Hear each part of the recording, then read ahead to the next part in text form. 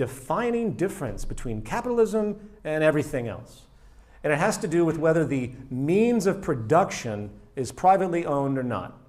And this is replete throughout tons of traditional literary treatments on capitalism when they describe how it's the ultimate manifestation of human behavior as a society.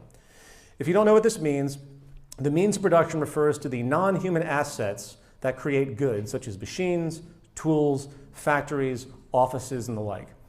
In capitalism, the means of production is owned by the capitalist by historical definition, hence the origin of the term. I bring this up because there has been an ongoing argument for a century that any system which does not have its means of production owned as a form of private property is just not going to be as economically efficient as one that has, or maybe not even efficient at all. This, as the argument goes, is because of the need for price, the price mechanism. Price, which has a fluid ability to exchange value amongst virtually any type of good due to its indivisibility of value, creates indeed a feedback mechanism that connects the entire market system in a certain narrow way.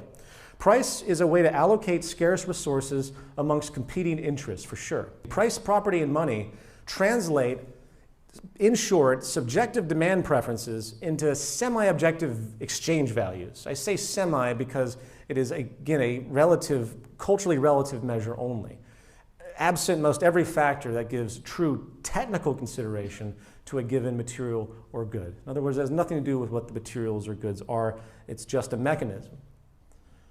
Perhaps the only real technical data, in fact, I would say, that price embraces, very crudely, relates to resource scarcity and labor energy. Resource scarcity and labor energy. You can basically find that in price. So in this context, the question becomes, moving on, is it possible to create a system that can equally, if not more efficiently, facilitate feedback with respect to consumer preference, demand, labor value, and resource or component scarcity without the price system, subjective property values, or exchange? And of course there is. The trick is to completely eliminate exchange and create a direct control and feedback link between the consumer and the means of production itself. The consumer becomes part of the means of production, and the industrial complex, if you will, becomes nothing more than a tool that is accessed by the public to generate goods.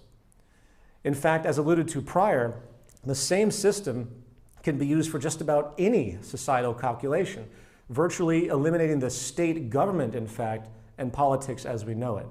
It is a participatory decision-making process.